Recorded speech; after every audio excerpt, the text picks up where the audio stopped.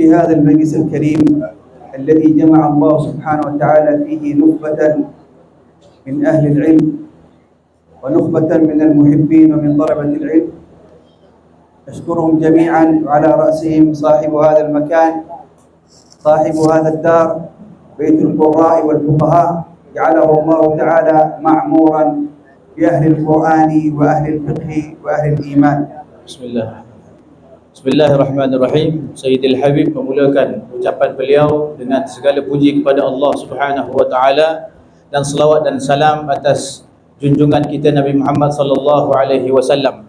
Dan kemudian berkata beliau, iaitu segala puji bagi Allah dan syukur kita kepada Allah atas perhimpunan yang Allah himpunkan kita pada malam ini.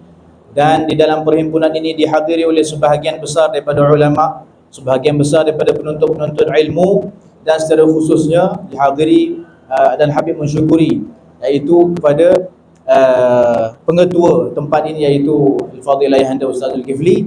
Dan mudah-mudahan dengan perhimpunan ini kita dirahmati oleh Allah Subhanahu wa taala dan tempat ini menjadi ma'mur dan dengan pembaca-pembaca Al-Quran. Wa nashkur akhina Syekh Al-Ustaz Zulkifli ala istidafatina wa ala إنشاء هذا المجلس المبارك، ونشكر شيخنا الشيخ نياز وبقية الحاضرين من السادة عضو من آل بيت القدري، حبايبنا من بيت القدري ومن بيت العندروس ومن بيت الحبشي، وشيخنا الأستاذ مصطفى حياكم الله، والشيخ خالد، وكل الحاضرين كل باسمه وكل بصفته. Dan begitu juga Al-Habib terima kasih atas kepada sahibul makan iaitu Ayahanda atas jemputan Al-Habib datang ke sini. Dan begitu juga Habib terima kasih kepada gurunya iaitu Syekh Niaz, dan begitu juga kepada keluarga Al-Idrus dan keluarga Al-Qadri, keluarga Al-Atas, dan kepada guru beliau iaitu sahabat beliau iaitu Al-Ustaz Mustafa dan seluruh hadirin. وليس غريبا لأهل ملاكة أن يحضروا في أي مجالس يذكر فيها اسم الله سبحانه وتعالى وذكر نبيه محمد صلى الله عليه وآله وصحبه وسلم، فهم مشهورون بأهل المحبة. Dan tidak pelik bagi warga Melaka, ahli-ahli Melaka yang menghadiri majlis-majlis yang disebut di dalam nama Allah dan dipuji Rasulullah SAW, kerana mereka yang berada di satu tempat yang namanya tempat mahabbah. ولقد تكلم الشيخ نياز حقيقة بما فيه الكفاية إن عملنا به فزنا في الدنيا والآخرة. Dan begitu juga ya, Habib kata ya, kita rasa mencukupi dengan apa yang telah disampaikan oleh Syekh Niaz, dan kalau kita amalkan dengan apa yang beliau katakan tadi, maka kita akan berjaya dunia dan akhirat. ونشارك ونملي بدلونا رغبة لصاحبه لما طلبه صاحب هذا المجلس لعل الله سبحانه وتعالى ينفعنا جميعا. Dan Al-Habib akan berkongsikan sedikit sebanyak supaya mengambil keberkatan daripada majlis ini. Mudah-mudahan ya Allah merahmati kita semua. في أحد الأيام خرج النبي صلى الله عليه وآله وصحبه وسلم إلى المسجد. Pada suatu hari Nabi SAW keluar menuju ke arah masjid. فرأى قوما مجتمعون يذكرون الله سبحانه وتعالى. Maka Nabi melihat satu kumpulan sahabat berhimpun dan mengingati Allah Subhanahu wa taala. فسألهم النبي صلى الله عليه وآله وصحبه وسلم ما الذي جمعكم. Maka Nabi bertanya kepada sekumpulan sahabat itu, apa yang menghimpunkan kalian ketika ini? فقالوا للنبي صلى الله عليه وآله وصحبه وسلم اجتمعنا لنذكر الله ونحمده على ما hadana wa manna bina wa manna bika alaina. Maka para sahabat pun menjawab soalan Nabi dan mereka berkata, kami berhimpun di waktu ini hanya untuk berdoa kepada Allah dan memuji Allah atas nikmat kurniaan iman. Faqala lahum an-nabiy sallallahu alaihi wa alihi wasallam, Allahumma jama'akum illa hadha. Maka Nabi berkata kepada mereka yang berhimpun, adakah benar ini yang menghimpunkan kalian sekarang? Qalu na'am ya Rasulullah, lam najtami' illa li hadha. Maka para sahabat menjawab, ya, kami memang tidak berhimpun waktu sekarang ini melainkan untuk tujuan tersebut. فقال له النبي صلى الله عليه وآله وسلم: والله ما استحلفتكم تهمة لكم ولكن أتاني جبريل فأخبرني أن الله سبحانه وتعالى يباهي بكم ملائكته. Maka bersabda Nabi SAW, demi Allah aku tidak meminta kalian bersumpah sebentar tadi, akan tetapi Jibril datang kepada aku memberi tahu kepada aku bahawasanya Allah Subhanahu wa taala berbangga dengan perhimpunan kalian di atas para malaikat. الحديث صحيح في صحيح مسلم وفي سنن النسائي. Hadis ini diriwayatkan dalam Sahih Muslim dan Imam Nasa'i. فنحن هؤلاء نجتمع. لو تساءلنا لماذا خرجنا من بيوتنا وأتينا إلى هذا المكان؟ Jadi kami berhimpun kesemuanya, dan kalau kami tanya diri kami sekalian, ya kami keluar daripada rumah-rumah kami untuk tujuan apa sebenarnya? هل لكم غرض بغير محبة النبي صلى الله عليه وآله وسلم والتقرب إلى المولى سبحانه وتعالى؟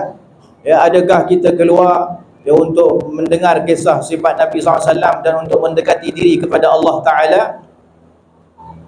وأنا على يقين أن أمثالكم لم يخرجوا إلا لنصرة لله ورسوله ومحبة لله ورسوله. Dan saya sangat meyakini bahawasanya kalian tidak keluar daripada rumah-rumah kalian melainkan untuk tujuan tersebut.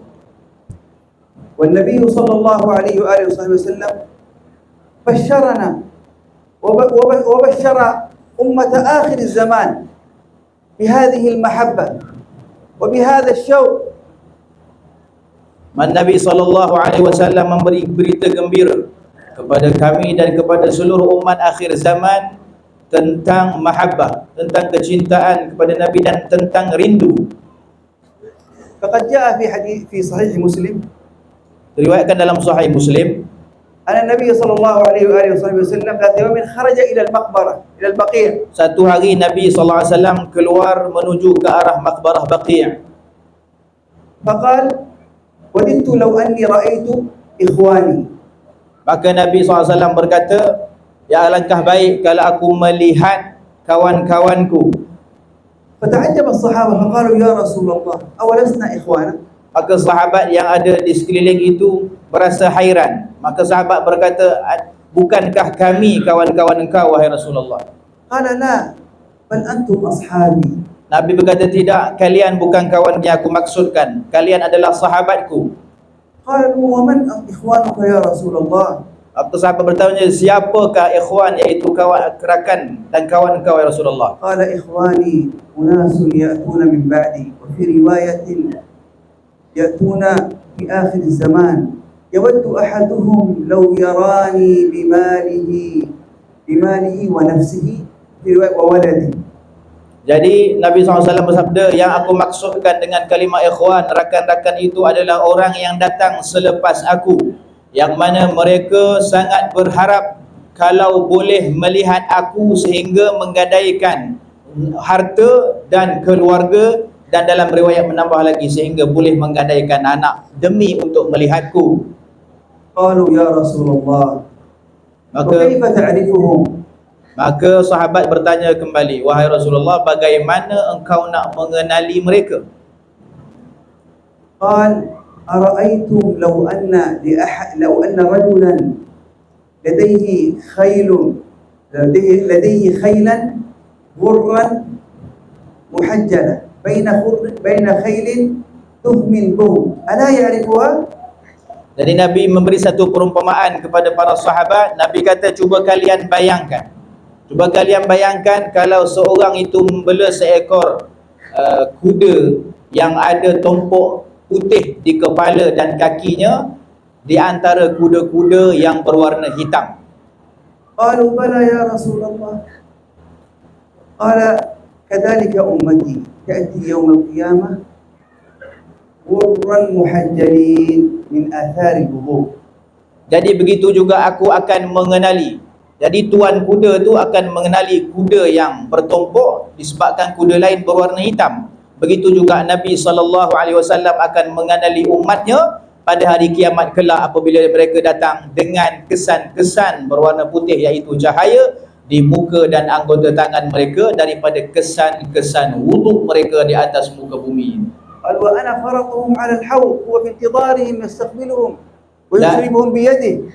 Dan Nabi berkata, dan aku menunggu mereka di perigiku di hari kiamat kelak. فيرى أقواما آخرين يذادون عن الحوض تذودهم الملائكة كما يذاد الإبل الضال من العطش تريد أن تورد إلى الماء لتشرب فيطردونها. Dan Nabi SAW melihat juga ada sekumpulan kaum ditolak dan dijauhkan daripada perigi, seperti mana binatang-binatang ditolak daripada minum air. فيسأل النبي صلى الله عليه وسلم لماذا من هؤلاء؟ Maka para sahabat tanya Nabi, siapakah mereka itu? فيقولون له يا رسول الله لو رأيت ماذا فعلوا بعدك لو رأيت ماذا فعلوا بعدك. فيقول النبي صلى الله عليه وسلم يقول بعدا بعدا سحقا سحقا. Mereka itu, ya, Nabi tak menyebut sifat-sifat mereka itu, tapi Nabi kata kalau engkau melihat dan hidup bersama mereka pada akhir zaman, engkau akan dapat tahu apa perbuatan dan perangai mereka. Maka Nabi berdoa, jauhlah orang tersebut dan jauhlah orang tersebut. لكن شأن أهل المحبة غير. شأن أهل المحبة تحل لهم الشفاعة توجب لهم الشفاعة النبي صلى الله عليه وآله وصحبه وسلم. Akan tetapi keadaan orang yang mengasihi Allah dan Rasulnya berbeza dengan keadaan orang yang tidak mengasihi. Mereka akan mendapat syafaat di hari kiamat kelak. فقد جاء في الحديث الصحيح. Datang dalam hadis yang sahih, أن جبريل أتى إلى النبي صلى الله عليه وآله وسلم. sesungguhnya Sayyidina Jibril datang kepada Nabi sallallahu alaihi wasallam. فقال يا رسول الله. Maka Jibril berkata, wahai Rasulullah, ألا ترضى أن تكون أمتك ربع أهل الجنة؟ Jibril kata kepada Nabi, engkau tak redha apabila umat engkau menjadi 1/4 daripada ahli syurga? ألا ترضى أن تكون نصف أهل الجنة؟ Adakah engkau mahu umat engkau menjadi setengah daripada ahli syurga? ألا ترضى أن يكون ثلثي أهل الجنة؟ Adakah engkau tidak mahu umat engkau menjadi 2/3 daripada ahli syurga? وجاء في الحديث الآخر Dalam hadis yang lain, أن أمة النبي صلى الله عليه وآله وصحبه وسلم sesungguhnya umat Nabi sallallahu alaihi wasallam 20 و100 أي 120 صفا. 120 barisan. يعني الجنة 120 صفا نصيب أمة النبي صلى الله عليه وآله وصحبه وسلم منها 80 صفا. Di dalam syurga nanti ada 120 barisan.